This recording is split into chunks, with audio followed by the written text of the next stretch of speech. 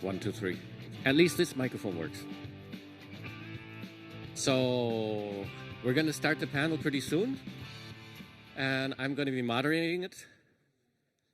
And it's going to be the 6G race is on. Let's see what's going to be happening. After this, we know exactly what 6G is and what it's not. My name is Gerhard Fettweis. I'm Vodafone Chair Professor at TU Dresden, and I also head a research institute on the trustworthiness of the tactile Internet of Things, the Barkhausen Institute in Dresden, and have a lot of fun doing research. And that's why, seemingly, I was asked to moderate this panel. And as a professor, obviously, I don't necessarily have to be company policy correct. And that's, you will notice.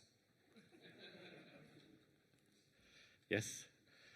Okay, so we wait for people to come in. We have, I think, 2 panelists in person.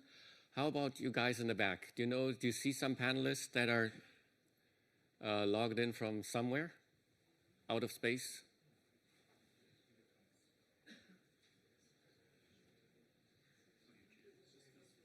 Oh, Marja, she didn't make it either. Well, hi, Marja. So, Hyeon is here. Wen Tong. Hi, hello. Okay. Hello. Okay, you're there. I have to look this way. They don't see me when I look at. Ah, here. There's a little bit of a display. So I think we can get started. And we have everybody sort of semi-online.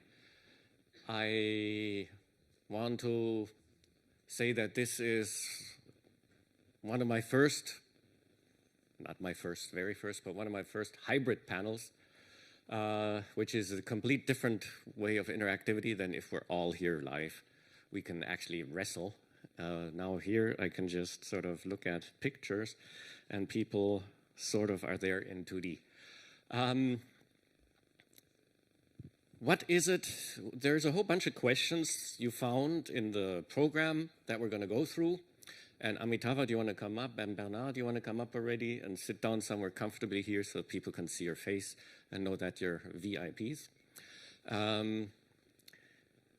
And I know that Bernard would like to show some slides. Is that right? Yes, if it works. There are some slides on that laptop or whichever. So if you guys in the back can connect this up here, or we just connect it up here, and it'll work magically with the HDMI, that's fine. Yes, you can do that. So obviously, we want to get started with some statements maybe from the different panelists, but I think I will also make a statement. And to get things geared up a bit, I will say that there was once upon a time a 6G vision paper out of Oulu. We have Oulu here. There was a 6G vision paper by Huawei, and we have Huawei here. There is a 6G vision talk presented this morning by Nokia, Mikkai, and we have him here. And I think they all are clueless. Yes. So if you think of it, 1G was a big clunky phone, heavy, expensive. Only rich people and business guys could afford it. 2G was our sleek little pocket phone that was so cool, everybody wanted it. Became a consumer device. Both could do what? Voice. Analog, digital, who cares? Voice is voice. Then came the mobile internet, connecting the laptop and then finally making the laptop small enough so it fits into your hands, called a smartphone. And Nokia came out with a communicator. BlackBerry came out with their device and made it accessible for everyone? No. Again, only for business people. So here we are, 3G, and 3G used an old technology, CDMA, which already was used for 2G. And we found out, bad idea. Way too power hungry, too costly, makes no sense. So we had to invent HSPA and HSPA Plus, which basically is not CDMA anymore, to make it feasible. And then with 4G, it became a true consumer device. Low cost, low power, fantastic. Smooth, runs like a charm. Now comes 5G. Again, the same mistake. Just like with 3G. 3 times the power consumption in the network, power hungry in your pocket. Doesn't burn a hole in your pocket, but it's pretty power hungry. And way too costly for consumers to do what? Tactile internet, mobile robotics, virtual reality, augmented reality. So that means we again have come up with the third new service level after voice, after mobile internet, now mobile remote control of real and virtual objects. And we're talking about verticals, yes. We, with my team, we run 9 test beds in construction, in flying, in agriculture, in a winery, in an orchard, in a BMW plant, in whatever all. And no consumer. It's just professional applications. But we would love to have exoskeleton instead of using a walker. We would love to have some game stuff, actually having interactivity.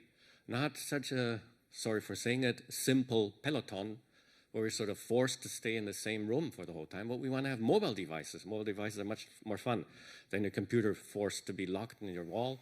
You'd rather run around with this handset in your hand. So not that the one is completely obsolete, but it becomes less and less interesting. So this is going to revolutionize everything that we know, our whole personal life, consumer life. But if you look at the presentations that we see and the white papers we see, they don't talk about consumers. They talk about the professional audience. 9 nines of reliability, 0.1 millisecond latency. Which consumer needs that? I want something that I can afford and don't have to pay a fortune for. So with that pretext, and think of it, I think we might be on the wrong track. How can we ask for super high spectral efficiency and get our energy problem somehow in place? Again, we took an old technology, OFDM, in the radio access network, scaled it up and said, we'll try it for the new application, just like with CDMA from 2G to 3G. Again, a mistake. But that's okay. We're engineers, we're humans. We make mistakes. We take what we have and try it out first, and then we learn how to do it real. So yes, we need something completely different if we want to scale to 6G. We heard one thing this morning that we want to reduce the energy maybe by 1,000x was one proposal.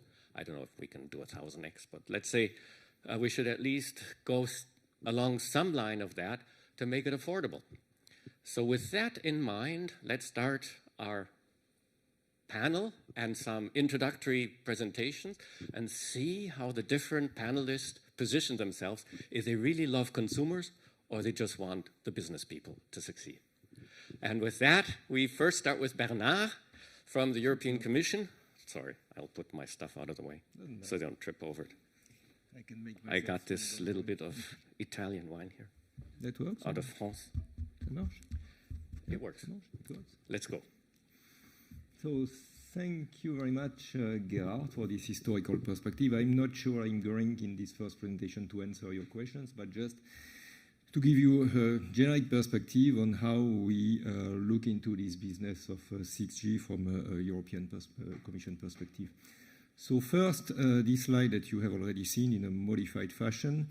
Let's say that we started to think of 6G development already 3 years ago, taking into account the so-called 10-year cycle to develop a new generation of mobile communication. So the first thing we may want to ask ourselves is, this cycle, is it still something that makes sense for the future generations? But starting from these premises, we started our work, and eventually we ended up implementing already 10 projects early January 2021, looking into several aspects of what 6G might be, and in particular what you have heard several times in this conference, terahertz communication and sensing capabilities, also functional placement, AI, a lot of AI capabilities into the networks, and also ancillary technologies like blockchain to solve some of the security issues. So that's the set of projects we are working with at this moment in time, which is crowned and topped by the XAX flagship, which is looking into the system type of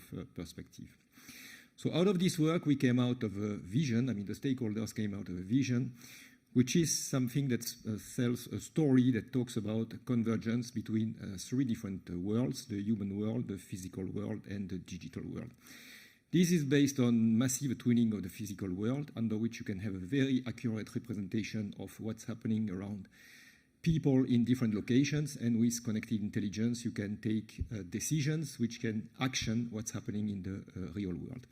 So I would agree with Gerhard that this is more a professional perspective than a consumer perspective, but at this moment in time, if you look into the work which has been done by the various projects, it also looks into dedicated application scenario where, such as a very localized type of networks, where, let's say, the consumer perspective is more present from the perspective of maybe healthcare or things that, which is very much interesting for users, even if it's a professional application, but at the end of the day, it's about your own health that you are talking about.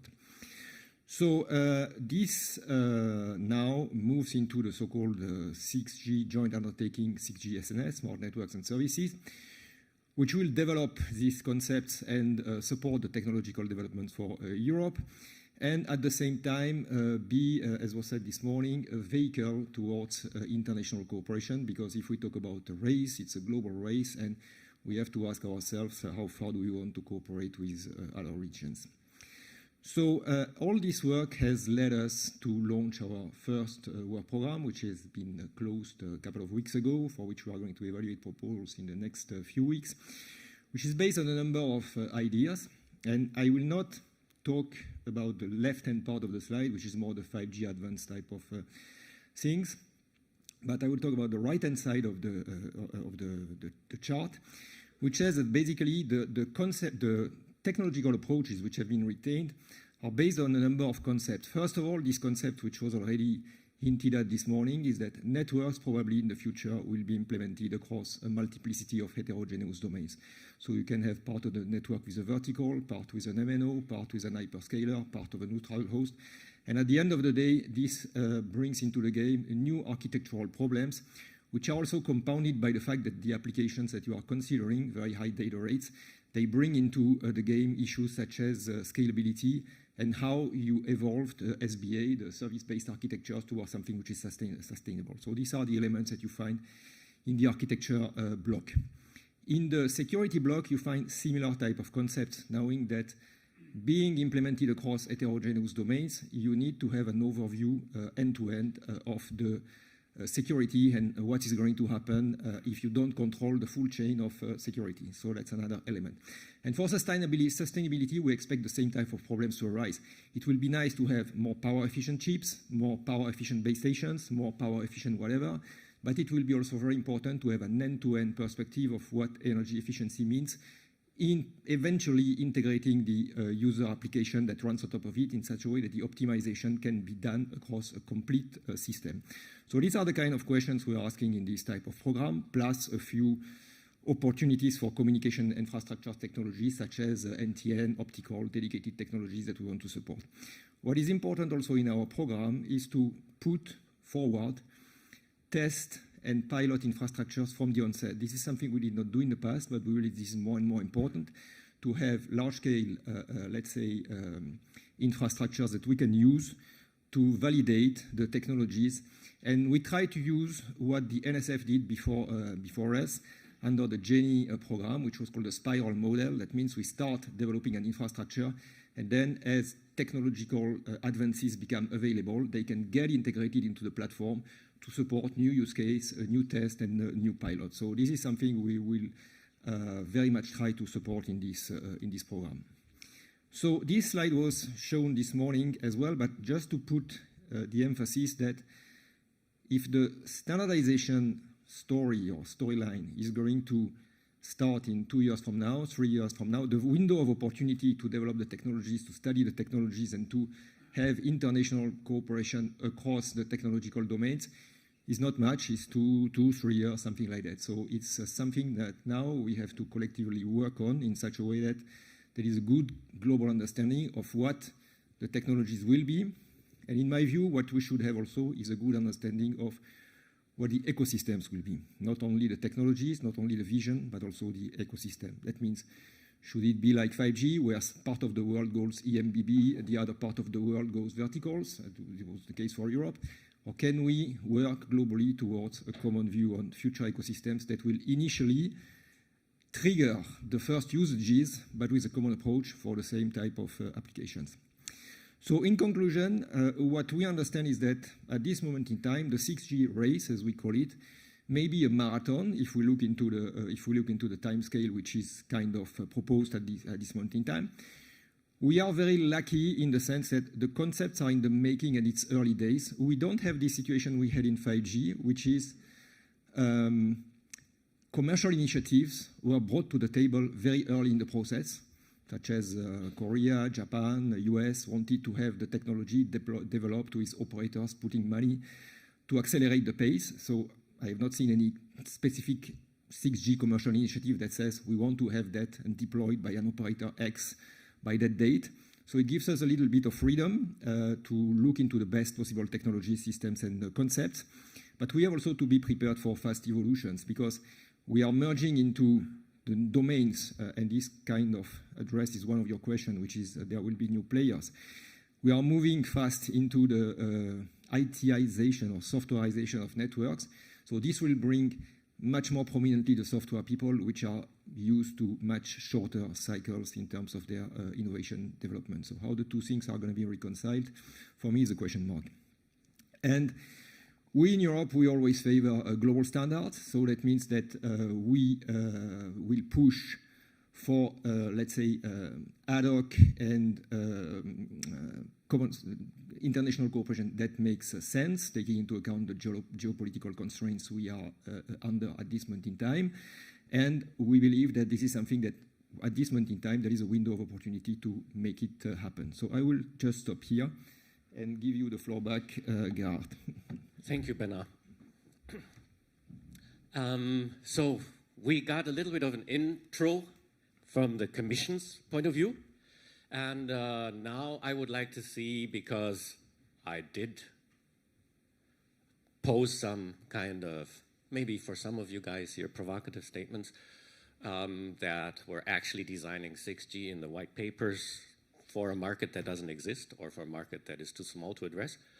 So I'll go around now and have the individual people introduce themselves and giving maybe some opening statements on that already before we go to the questions that we will talk about concerning what Bernard just talked, meaning standardization, how do we see this happening, etc. So maybe with Marja, we start with the virtual guys first, or women. Marja, because your white paper was exactly opposing my vision. So maybe you want to say something there. Thank you, Gerhard. Can you hear me okay? Absolutely. Great. So greetings from Oulu, Finland. I could not make it there. I need to be at the ITU meeting next week for 2 weeks, so I had to skip this opportunity. But I will very briefly say that, as you know, we started this work already 4 years ago, and now we are moving into the second phase in the Finnish 6G flagship. Continuing where we started, but more emphasizing the future sustainable society. And Finland has also launched another initiative just in May this year. It's a coalition that brings together the different stakeholders at the national level to work on 6G. And as you Gerhard mentioned, we have been doing these white papers, not by ourselves, but as a collaborative effort with a lot of people from a lot of organizations from a lot of countries. And the first white paper, as you mentioned, it presents the vision, ubiquitous wireless intelligence. I still think that it is valid. And the follow-up work that was done looking into the different aspects of 6G world, they still continue to be valid. And what is actually happening now is that we are in the global 6G vision building process. That's taking place at the ITU. A lot of different views, different stakeholders have their own views. But I fully agree that the focus has a lot been on this machine type of communications. Less about humans as the end users, but more about industrial use, vertical use, and so on. So we still continue with this multidisciplinary research roadmap as a multi-stakeholder collaboration. And the global agreement from 2019 is the sustainability. That is still the driver for 6G development. But what it means in reality, energy efficiency, reduction of energy consumption, those alone are big topics that has to be taken seriously. And there's so much to do about those. But also the other sustainability related parts. Environmental sustainability more broadly, economic sustainability, social sustainability. It calls for a very multidisciplinary approach, and regulations there is the key. And now, as I mentioned, this work is taking place at the ITU. The technology trends will hopefully be finalized this month, and then the global vision a year from now. And one example of the success we have had is this 5G and beyond local operator concept. Private networks have emerged in many countries, but to a different extent. So that is the difference that is now happening. We already heard Bernard mention the 6G business ecosystem. The stakeholder roles change. We don't know what the 6G ecosystem will look like. I believe it will be a collection of different kind of ecosystems fulfilling the needs locally by different resource combinations to serve the different end user requirements. We already drew this figure 3 years ago, just highlighting how complex the stakeholder map really is. But what we already know, we are going towards this local operator paradigm. We are seeing that in 5G development. The same definitely will continue. The ability, the opportunity for different stakeholders to deploy their own local networks. Independent of the MNOs, MNOs deploy a lot of local networks, private networks. That development is happening. But there is also this parallel thread so that different stakeholders can also take a role there. And this is highly multidisciplinary challenge. Business, regulation, technology. Regulation defines whether you can do it. All depends on spectrum availability. Who should gain access rights to spectrum? Who should locally use the spectrum? We should not just be dependent on one set of stakeholders for the future of the mobile communications. And sustainability, it's a huge topic.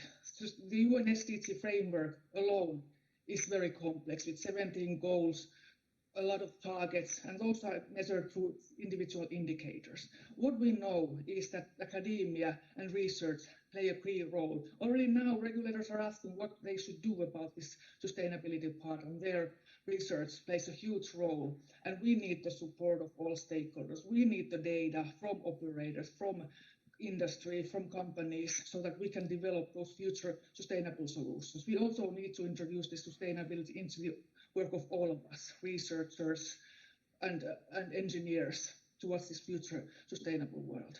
So I'll conclude here. Thank you, Marja. Again, a lot of view on business. You saw that on that slide. Less consumer, only the small thing on consumer there. So are we really on the right roadmap with this? Good. Thank you, Marja, for that. I'll pose that question. And now I would go to Hyeon, South Korea. And maybe you're next to give us your statement. Thank you, Gerhard, for kind invitation.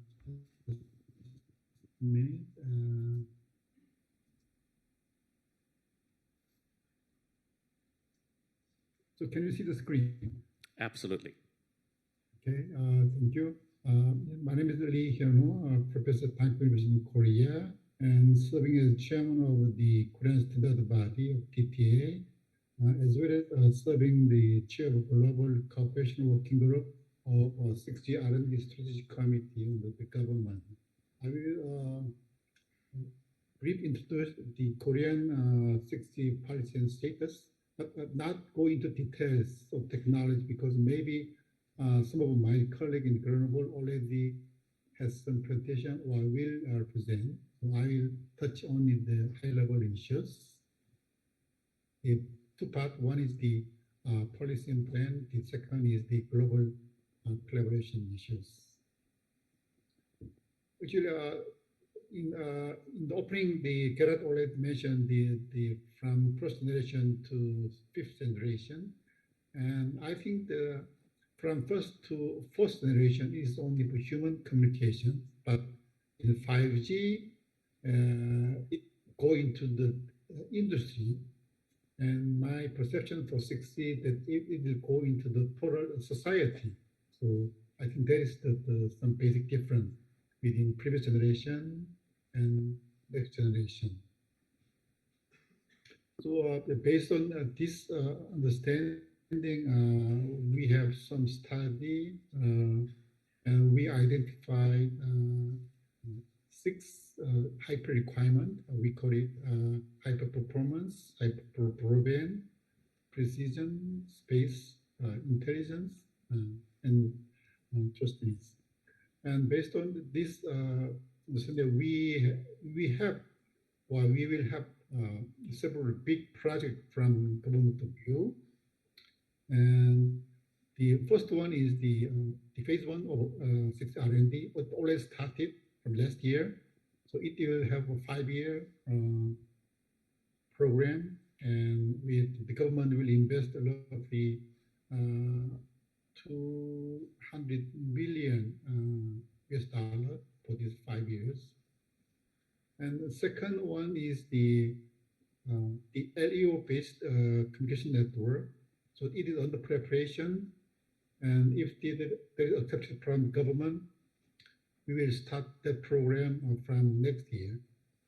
The another thing is that the second phase of 6 R&D that is under preparation, and if there's accepted government, we will start the preparation for commercialization 6G from year 2024 until 2030. So basically, in Korea, we have 3 big programs ongoing or under preparation. So based on the phase 1 of 6G R&D, we identified 6 requirements, and based on that, about 10 technology areas identified, and accordingly, we have several projects ongoing. And so my mistake is actually $20 million US, $100 million US for 5 years. And briefly introduce each topics. For first one is high performance and broadband. I think a similar concept from the other regions. So we will have a 12 per second data rate from the network, and from user point of view, around more than gigabit per second data rate. So that is one thing.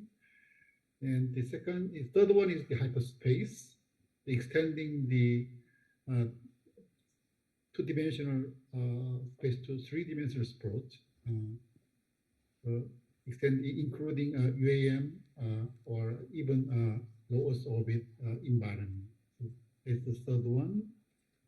The fourth and fifth one is the hyper precision and intelligence in terms of the time domain and space domain.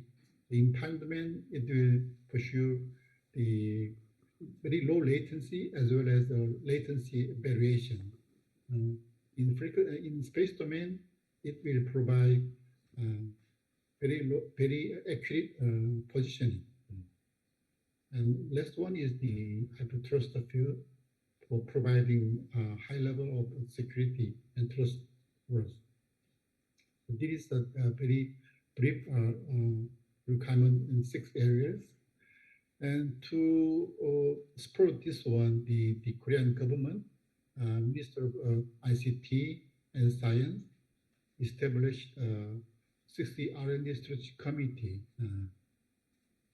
So this committee will coordinate the R&D program as well as ecosystem development, service development, etc., etc. So under this, we have 3 working groups. One is the technology standardization working group, and second is the spectrum working group. The third one is global cooperation working group. Actually, I'm the chairman of the third one for global cooperation working group. And it's my feeling that in 5G, we have more collaborative. But I think this is my personal feeling at this moment, that in 6G, some kind of competition or some kind of individual approach is dominating. So that is I worry about that. So I would like to propose more collaboration than competition.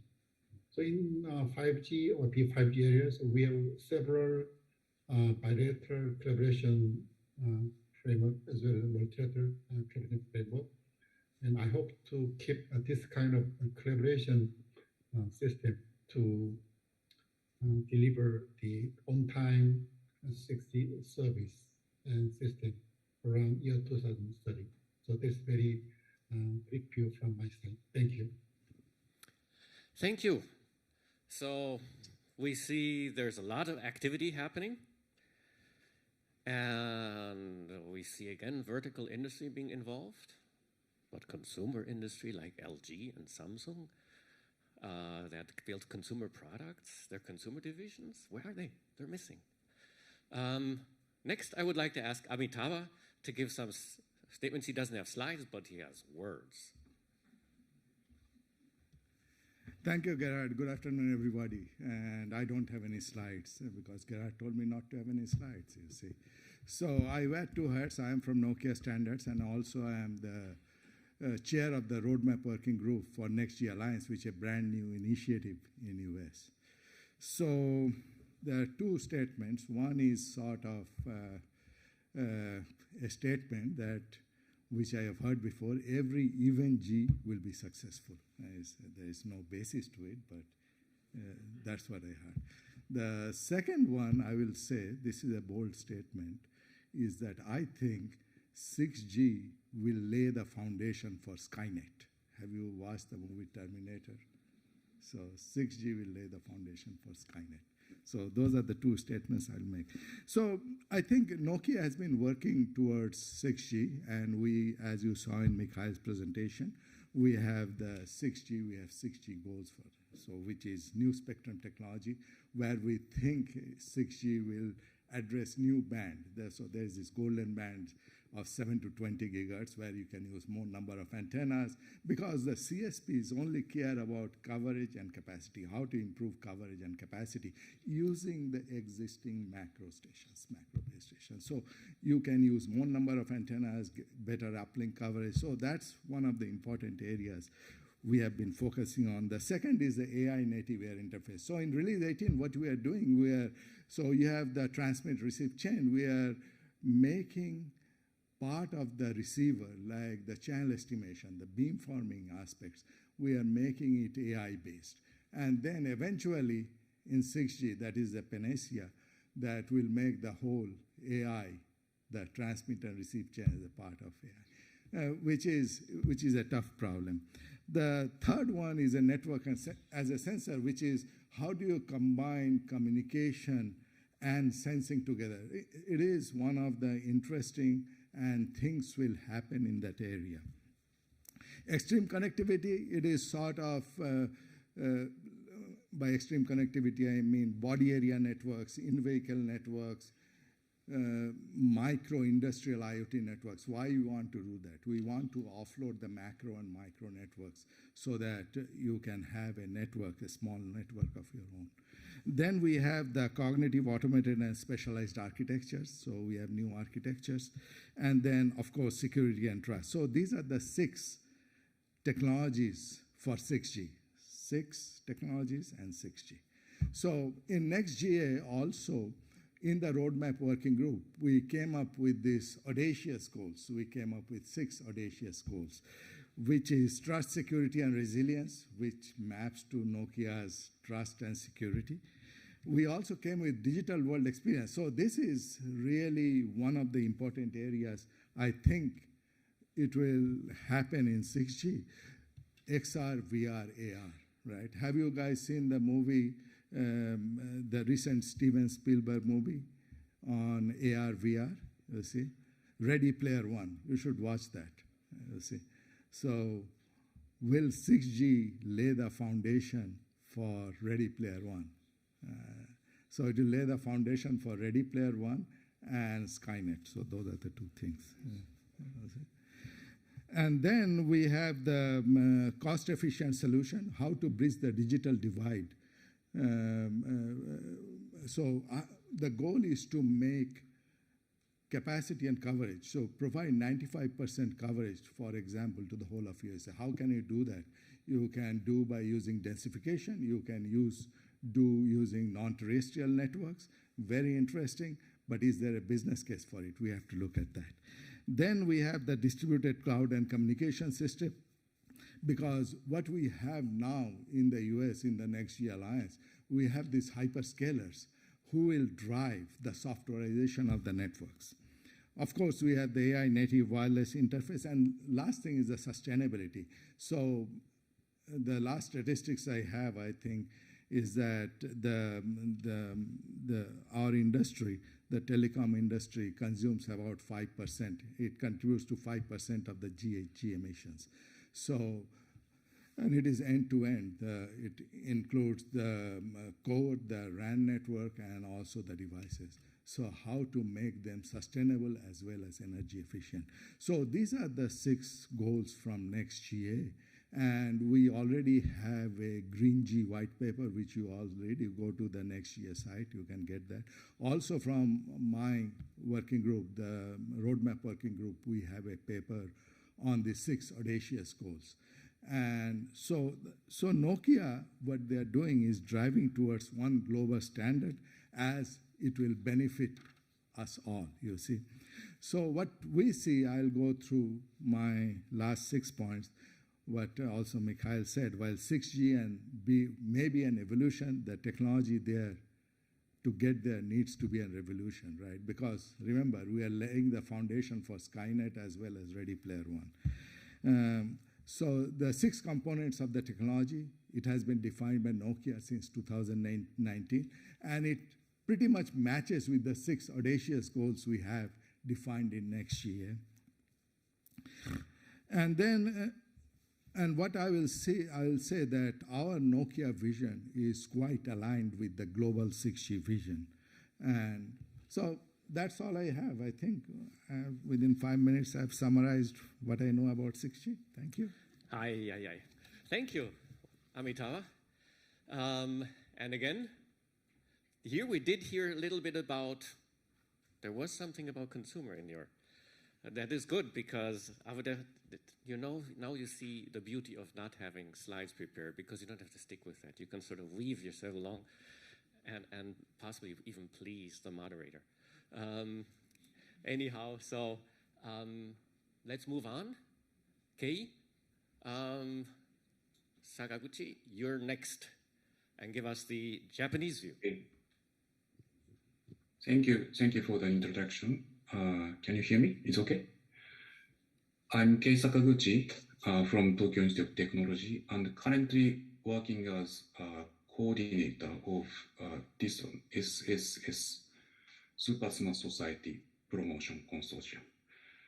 So at this time, I miss a beautiful city of Grenoble and also cheese and wine and also European friends, but I could meet world friends from China, Korea, and also Finland. Finland is in Europe.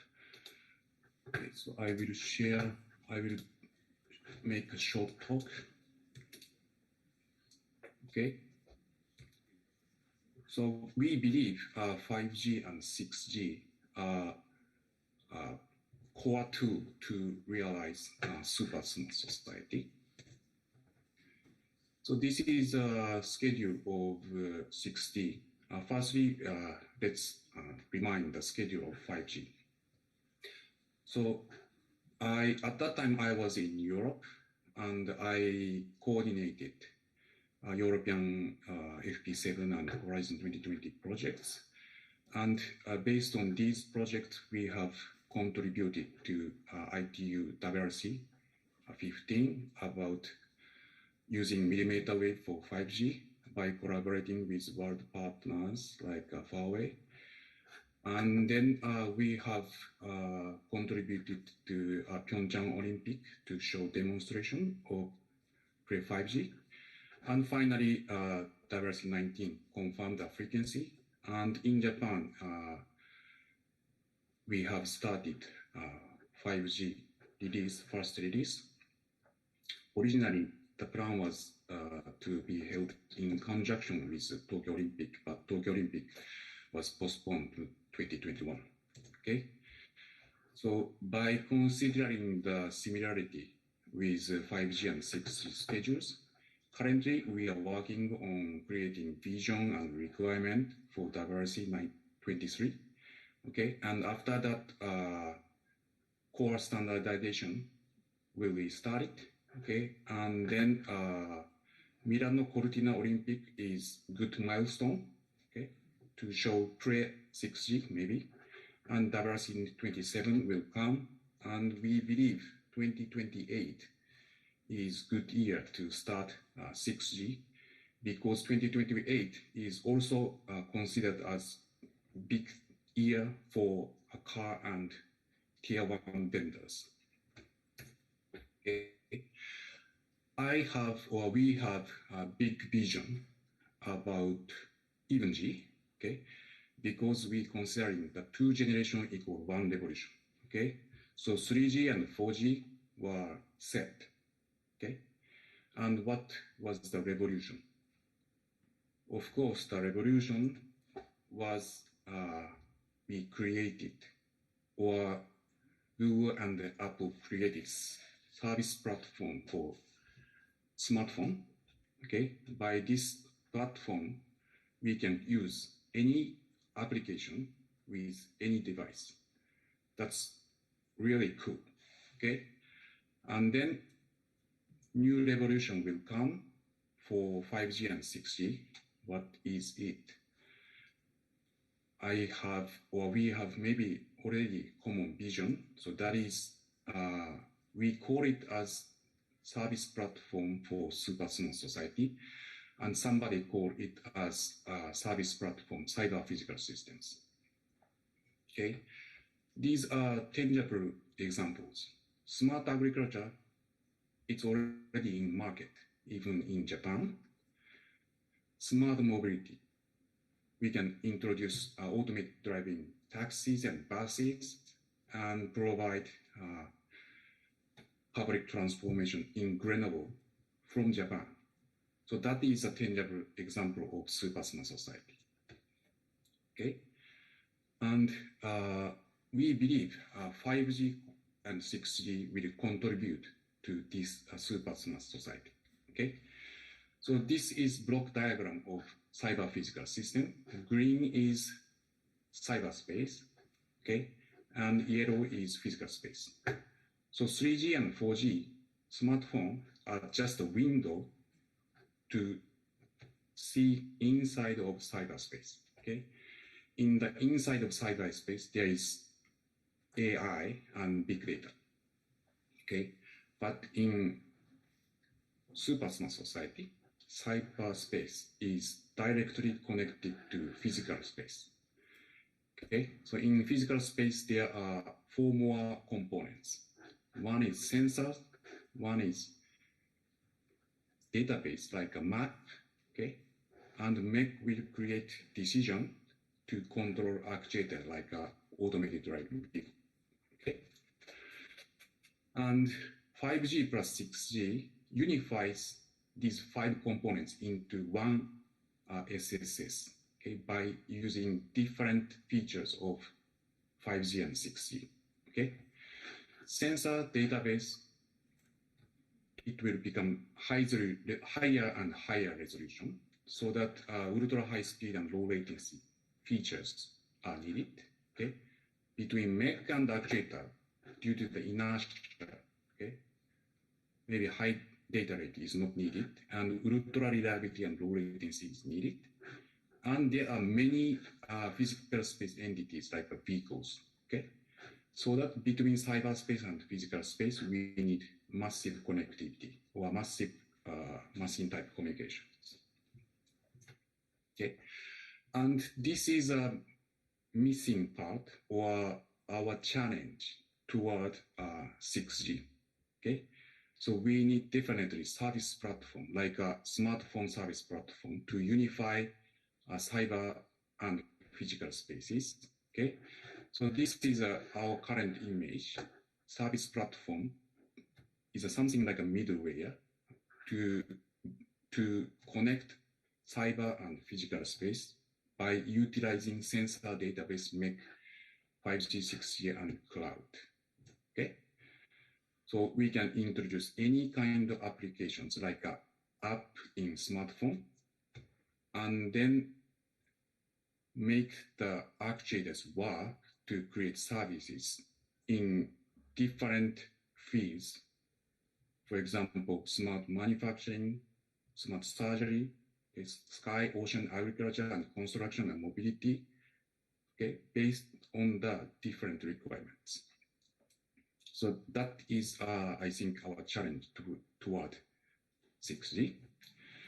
And to create or to make it real, so we have launched Super Smart Society Promotion Consortium, okay, in 2018. It's similar with 6G flagship. Okay. Currently, we have 48 industry partners from verticals, okay, and working for creation of platform and also services, okay. And also, we have launched a new education program, currently only in Tokyo Tech, but we are ready for providing to world universities, okay. And it's funded from the Japanese education government. Okay, so by collaborating with these partners, we have already developed and created open innovation platform for Super Smart Society.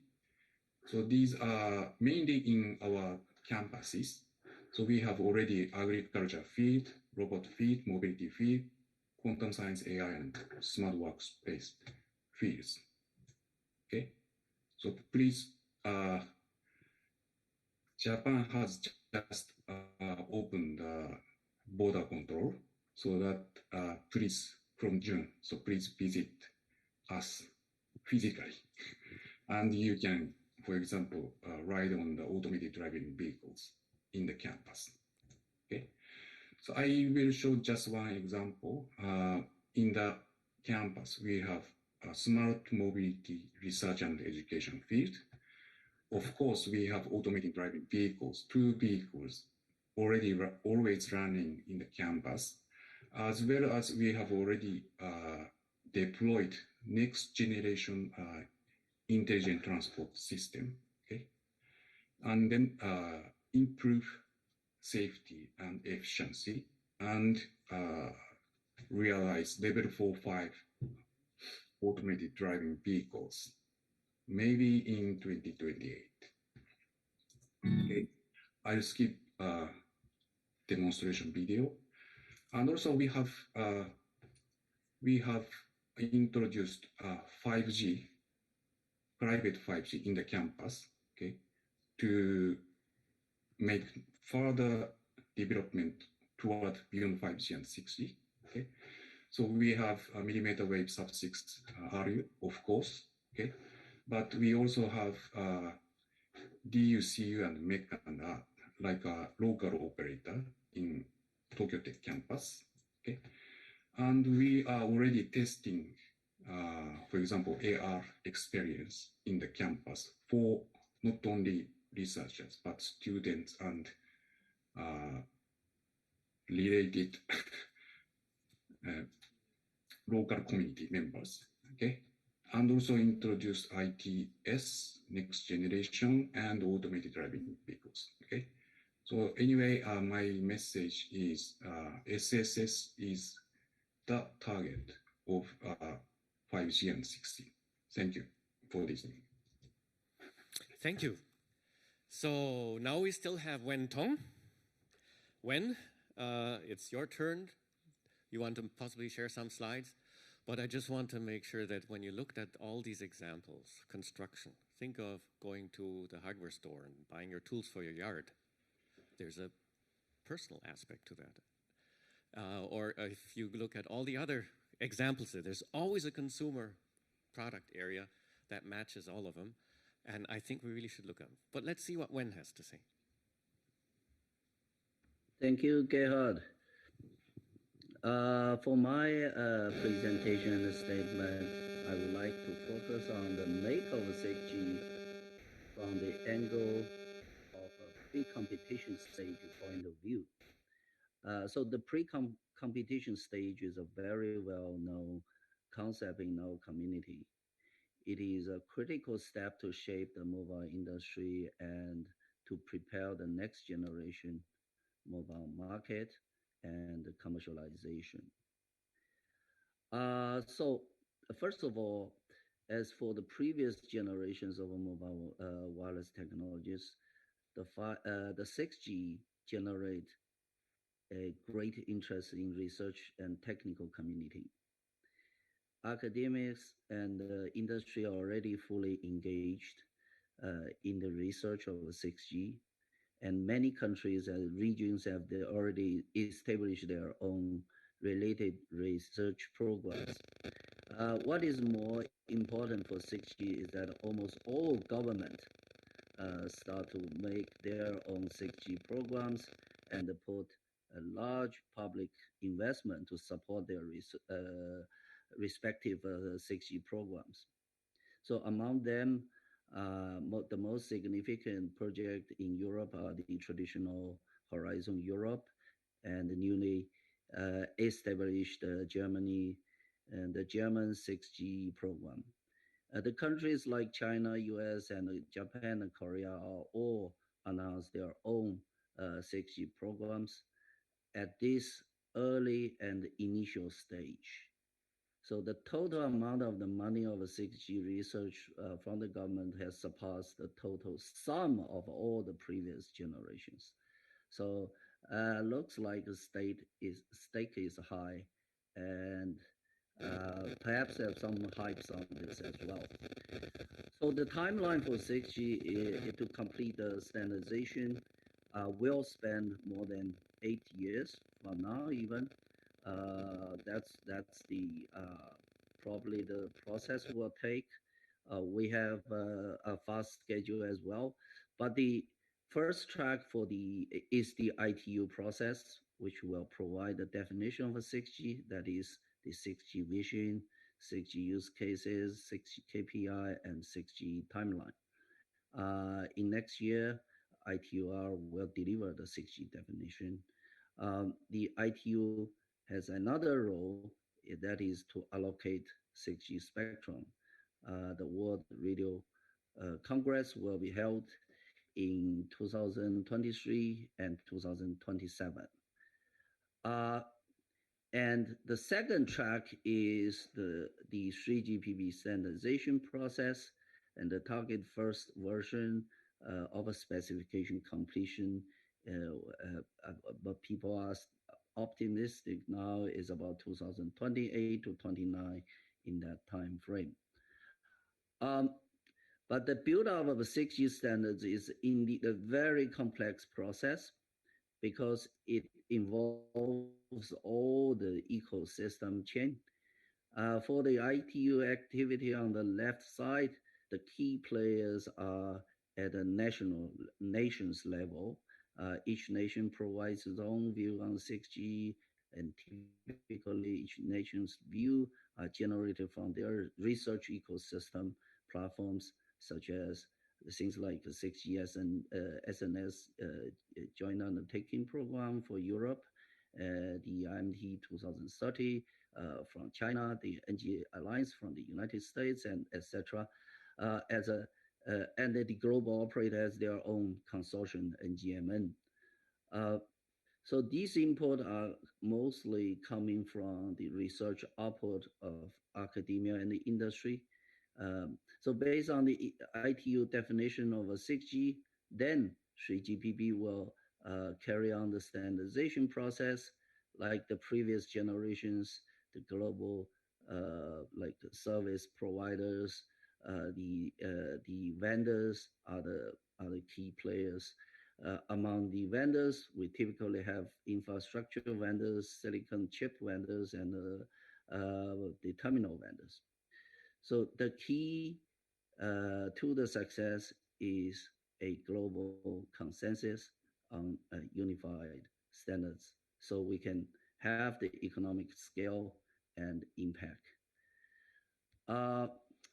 So I will list two key challenges from this pre-competitive stage in my point of view.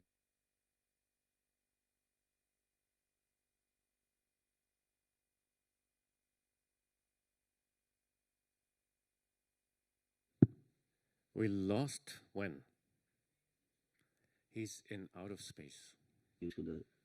To this process, because their requirement can be captured in the 6G. Rather than the previous generation or ICT,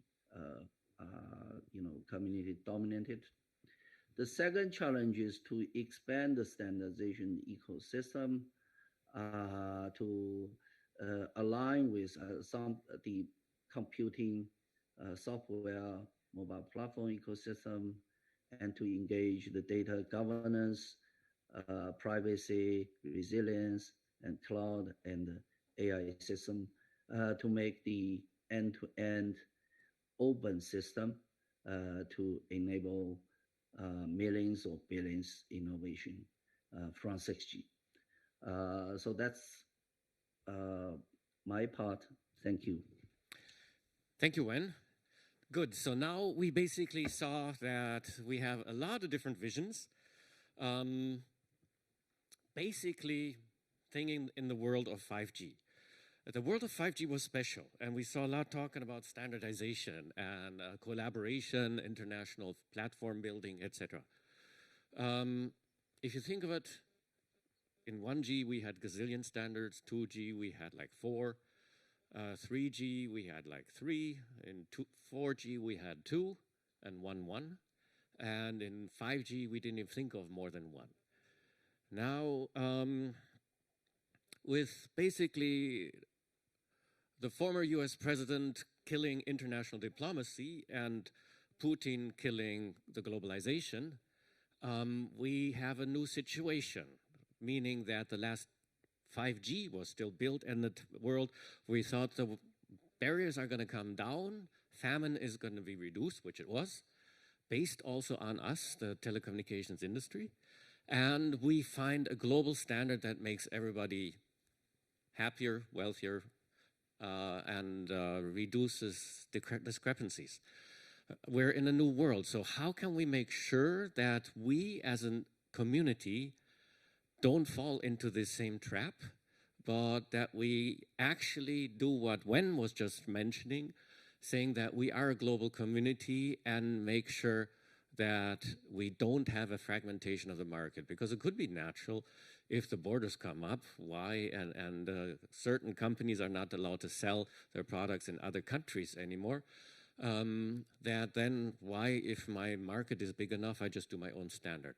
So how can we make sure to address this in this kind of a way? If you want to think of this, that is one of the questions that we saw. So looking forward on the globalization of the standards, how do you see this? Is it going to fragment, or can we make sure that the forces are big enough also from the industrial interest point of view to keep us one global community?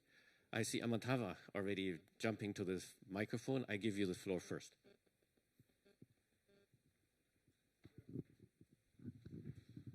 It's on. It's on. It's on, okay. Thank you. So I think this is what my view is. There will be one global 6G standards. That's the desirable thing. And that's what we should aim for. So in another conference, I was asked the same question, and I gave the same answer. So what happened then, a reporter, I guess there are no reporters, here he writes in light reading that Amitabha Ghosh said this, and he was so confident, as if like he was confident as people was confident about Hillary Clinton winning over Trump in 2016. So, but I still believe one global standard is the right thing for the ecosystem. Great. And Bernard, how do you think the European Commission can help play a role in this, fostering this, making sure that we do have a better world? I'm not sure I can directly understand that question, but as Amitava said, our, let's say, default and baseline position is clearly to support one single global standard that really can be deployed globally and preserving consumer interest and interoperability capabilities across all the services that will be provided. Now, what I can say is that 3GPP has proved to be a very resilient mechanism. Under the 5G era, we had a number of tensions, notably a number of stakeholders trying to accelerate the process, which was not necessarily compatible with the original plans of 3GPP. And even though this led to a number of crises, the crises were solved and all the, let's say, the stakeholders and the community remained united within the 3GPP umbrella. Then we had the second crisis, which was the EAR, the restriction list published by the US. This also creates some ripples in 3GPP on how you kind of moderate or manage the relations between various stakeholders, which are not necessarily seen positively from the perspective of several governments. Again, this was solved through, I believe, the pressure of the US industry. I cannot speak for the US industry nor for the US administration, but that's what I had understood happened in those days. So my take is that as long as the community and the stakeholders, the industrial stakeholders, stay united within the 3GPP umbrella, the probability to get the prospect of one global standard is still there. Now we will have to see if there are some earthquakes that make that explode, but I don't see it so much happening at this moment in time, I would say. Yeah, so what you're saying is you have high hopes that the dominance of this 3GPP as a standardization body and the non-availability of any really competing standardization organization alone already gives us hope that it's going to walk along that line. Any other opinions, views? Do we want to get the people, want to show the faces, sorry, the cameras, instead of this panel one, the 6G race just slide, so that maybe the online people can also discuss? Yes? Can you turn on the overview? That would be nice. Wen, you were sort of the last to give me the impulse to start asking this question. So what is your position or what is your statement? I think the current the ecosystem itself is pretty healthy and in the right direction. But there are, you know, the geographic politics factor still may have some influence. So I think at least I'm optimistic. And there is a Chinese saying that there is a will and there is a way. So if it is a common good, I think it will people will. But Marja, you're heading towards the ITU. You want to say something there? I see. Yes, yes. I just want to remind you that actually there are two standards in 5G. There is the 3GPP standard, but there is also the TEC 2020 standard. So the two standards were approved for 5G. We tend to forget that because that didn't make so much news, but it exists there, and especially for these private local networks. It was driven by SMEs, smaller companies, especially one Finnish SME. Okay. Kay, do you want to make a statement or Hyeon? Yes? Yes. Okay, so one global standardization is ideal. But even if there are several options, we can accommodate by introducing technology of platform, middleware, and also virtualization. So that by understanding the whole package as one, maybe that's the clever approach. Thank you. Yes. Hye-woo? Any comment from your side? Your country is very much dependent upon export, right? So you are very much interested in making sure that you have a market that is easily addressable. Actually, in general or in principle, the competition in industry will be better for the consumers. For example, in all the years, with GSM and WCDMA competed, and then CDMA 2000, WCDMA competed. I think it gave some, it accelerated the innovation of technology for the expanding the market. But practically in recent 10 years, we had only one standard from effectively one standard is 3G and 4G and 5G. It's big, at this moment it's mainstream, so I think in 60 the single global standard is beneficial, but we need to allow some room for partial competition. That's my principal view. Thank you. Great. And if we think of what Kay showed us in the lines of what I gave you as an introductory thought, he showed us that with the move, the consumerization of the mobile internet, the duopoly of two big platform companies came into the market as new entrants. Neither Google nor Apple had a major say in building 2G phones, 3G, etc.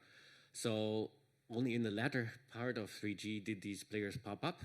And then also, as we can see, they then became sort of the new kids on the block. Now, with the vision that we have seen also, the cyber-physical vision also on the consumer side, that is where these kind of platform companies pop up. They don't necessarily pop up if we think of all these vertical different industries and building solutions. But if the consumer comes to play, they do pop up. So are there visibly, do we see that there could be new entrants happening? Maybe in the AR, VR space that will be then the new platform companies, or that could play a major role, or companies that build vacuum robots, cleaners today, and they're going to be like the dominant personal mobile robotics players tomorrow. You want to go first, Amitava, again? Why not? You see, these are all speculations, right? Of course. So, and there are these are all reporters, and they're going to bring this to the stock market in milliseconds. Well, you see, will this phone, in the 6G era, will this phone exist? Or we'll have a new kind of device? And I think this XR, VR, AR is very promising. I like to have a chat with the virtual version of Gerhard on a weekly basis so we can drink wine together. See, but we drink real wine, please. Real. So I think this XR, VR, AR is very promising, but I don't think the gizmos we see where we can do gaming using, those are for niche application. So applications where you have a sort of device like glass, you see, or that can be a good use case. I think that is where we are going with XR, VR, and that I think is a promising use case going forward for 6G. Great. So that could be that then we have a new kid on the block called, it's an old company, Meta, but that could be a new kid on the block that is going to be dominantly becoming a platform provider for this kind of thing. How do others see this? I mean, is our consumer white goods companies like LG and Samsung in Korea going to be able to grab this and have their own kind of platforms on the market, or any other comments that you want to make, maybe. Okay, you want to may say something? When? Just wave your hand if you want to say something. Can you hear me? Yes, we can hear you. So I agree with Amitava. AR will will replace smartphone, but currently there is no common platform for AR. So that is one very close our challenge. Okay, but let's look at the mid-term or long time. I think the car society, 5G already working, but 5G mainly from the viewpoint of communication society. And I think that car societies like OEM and Tier 1 are now creating new platform from their viewpoint. Okay, and that will jump into our society as well. Okay, so we need to think deeply about, or we need to think actively about that collaboration. Thank you. Okay, so when does that mean that Huawei is going to become an automotive company? His picture's frozen. Maybe when? No, when is frozen. He's right now not available. Good. So yes. No. There's an audio issue. A clear audio issue. That's the problem with these hybrid panels. Sorry for saying it. Good. So yes, we could see possibly new platform players coming up. I totally agree. That's an opportunity for many of us sitting here, because these could be companies that don't exist today. Also, that is the case. One really has to know that, I mean, certain companies popped up and within a couple years we had 1 billion customers in certain areas, and this can also happen here. It could be a test. Gerhard, yes? Can I follow up? Yes. Yes, that's, I think what you said is in the right direction. The reason is because Moore's law is stopped, and because the AI still demanding a lot of computing. So the CPU to replace everything, that time is over. So we need a domain-specific expertise to carry on. That's where probably the opportunity arising 10 years later. So the story is not finished yet. That's where, because of a technology still progressing. This is one. The other is, I mean, the thing, the message, the message is the domain-specific expertise will play more role rather than a vanilla plan platform will take over everything. So that's at least one prediction. So the second is, yes, the mobile technology still can engage the consumer. This is probably the most effective platform. So I think there will be a lot of innovation when we upgrade the platform. So it depends on the investment. Right now in China, about 1.4 million mid-band base station already installed. 400 million people is on 5G. So there's a lot of visual level of applications and doing the small business. It's pretty impressive. Huawei itself to get about 1,200 vertical contracts. So those people are now start to be engaged and like to adopt 5G in their business. I think it will take time, but it will come. Good. Anybody else that wants to make a comment on this? I'd like to make Yes, one comment about Marja. the future. So we know who the stakeholders are now, but we don't know who the stakeholders are in the 2030 era when 6G will be a reality.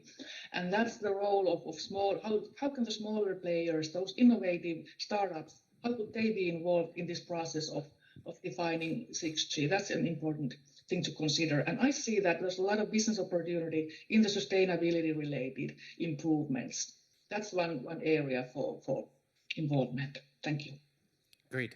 Now, if we think of this, and I mean, this goes in the right direction, and we see that this whole movement is happening that way. I want to ask a last question, but if people in the audience want to get prepared with their questions, they should feel like it, because there we have two friendly people standing ready with microphones that will run into your direction and grab it. But the last thing that I would still want to ask is, as we heard from Amitabha and others, trustworthiness, yes, which is really going to be important, because if this is virtual, augmented, or real reality, robotics, we have to trust these devices in a complete different way than today. Think of it this way. You bought your car, you drove. Now you have a head-up display. Next thing you do is you buy a high-end Mercedes, and you have this AR head-up display that is available these days already. You have a complete different level of trust that you put into the system. And we know already of people that have driven their car into canals and into lakes because the guidance system told them to turn right, and then they just fell into the river. So this will be happening. And finally, when we have robotics devices, we don't want that to happen, to find ourselves in the river. So that means we really have to build trustworthiness into these kind of systems. Now, interestingly, a point that we discussed in a private discussion in March in Seefeld at the Joint Communication Sensing Symposium, it is, if we do this and we have to have this level of trust, do we have to turn standardization around? Right now, we define the transmitter, and the receiver is for everybody to do themselves.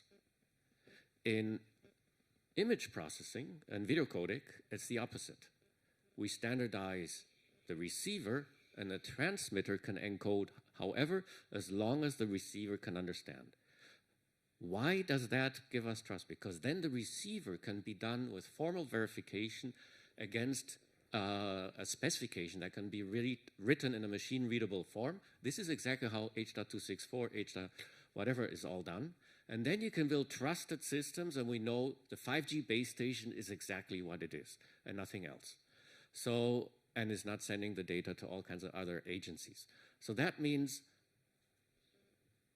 do we have to really think of our whole way of building our system, even standardization, turned upside down, to really address trustworthiness from an inside-out point of view, or any other thoughts that you have on this kind of trustworthiness that you would like to think of, because I think we really are not far advanced yet in our understanding, our comprehension of the complexity of this problem.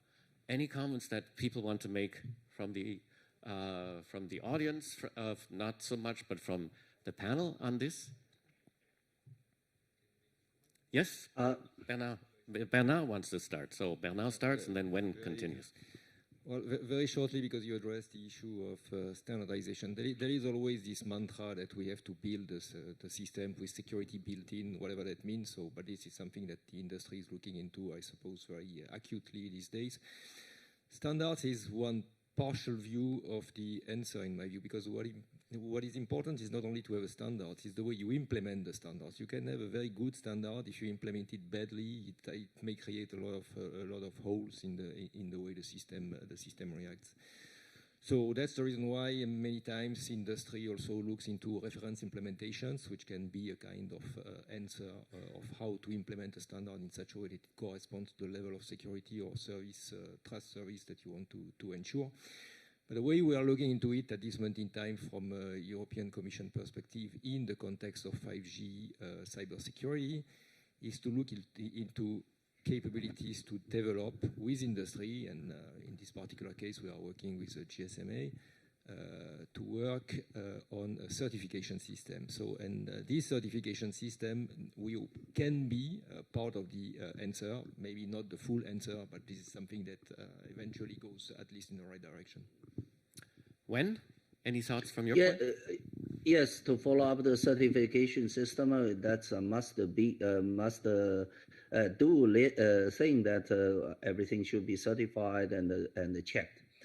The other thing is we should aggressively use technology to make a trust. For example, the distributed ledger and blockchain to make sure every wrong action is traceable and it's accountable for the real time. If it is real time, then that will be a powerful tool.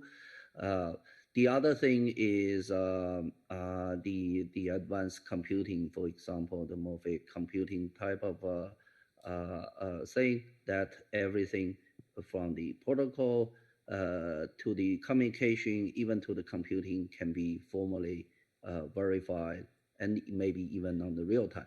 So these are the tools that we should aggressively, research and pursue to the better, to improve the system at least.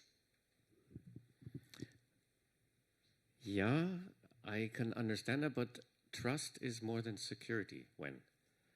Because, I mean, honestly, if I know I have a completely blockchain and ciphered, everything is great, but I can do what Google does now. When if I use their navigation system, they can pinpoint where I am and who I am and where do I want to go to, which is not according to GDPR compliance, but it is done.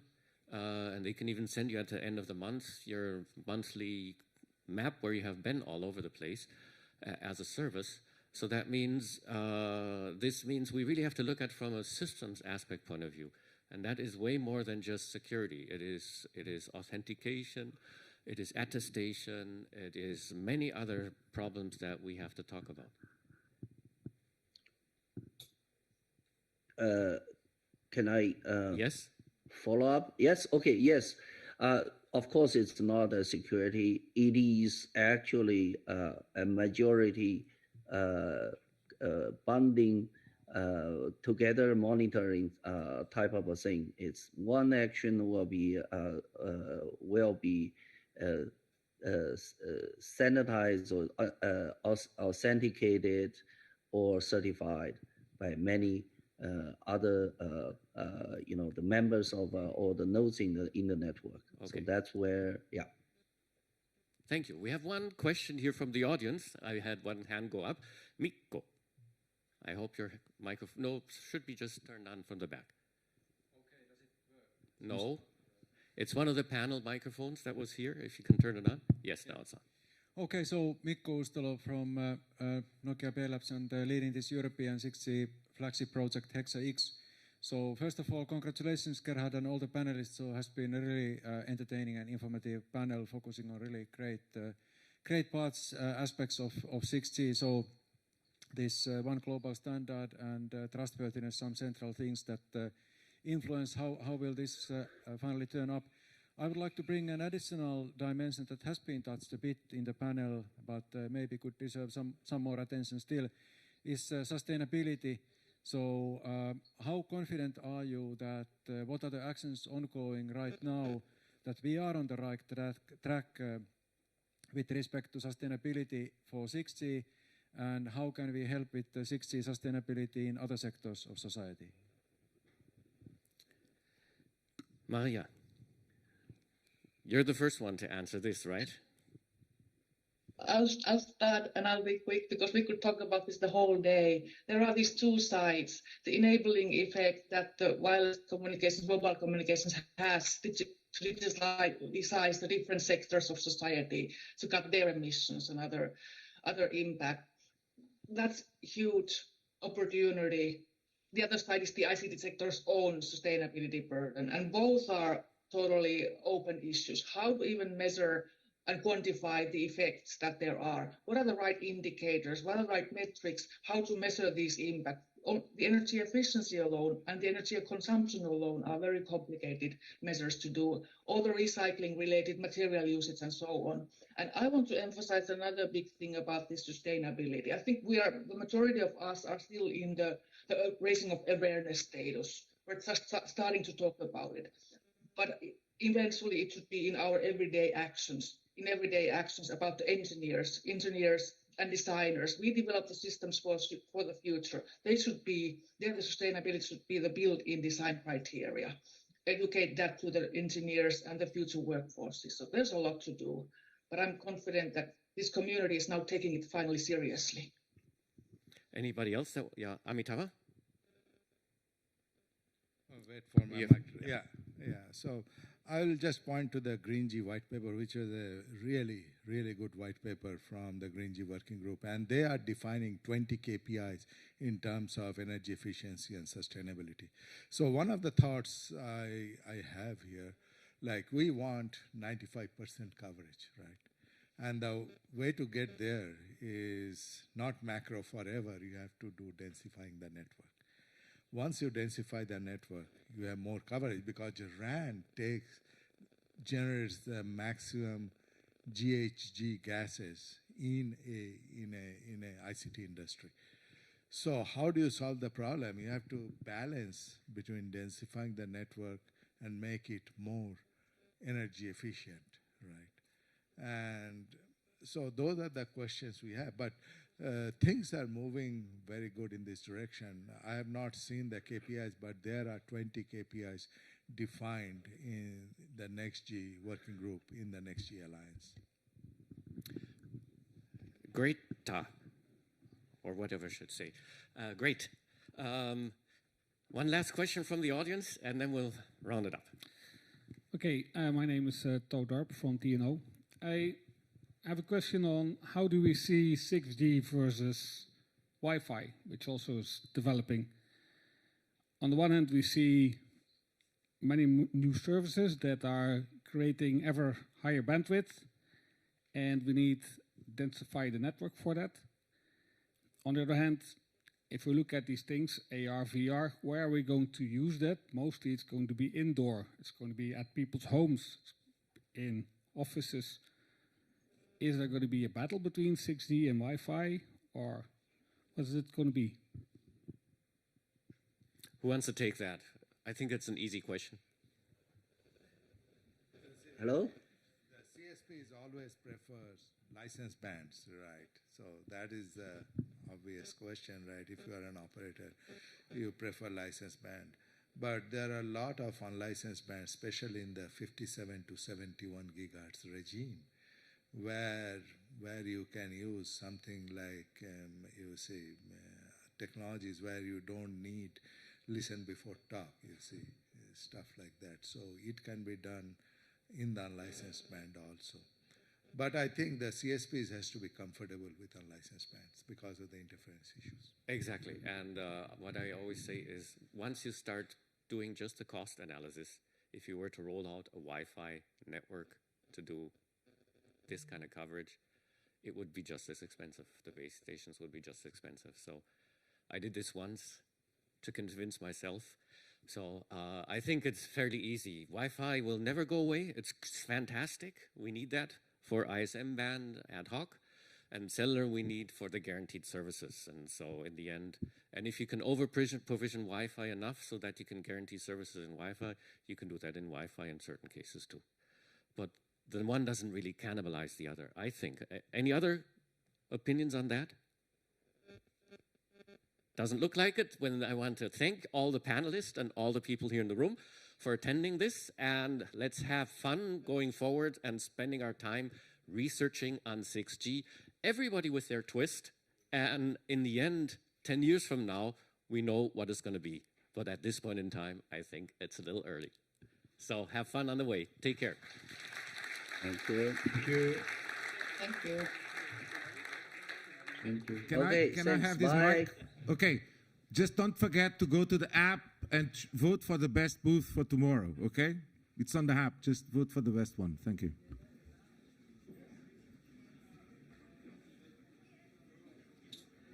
Long time no see, Marja.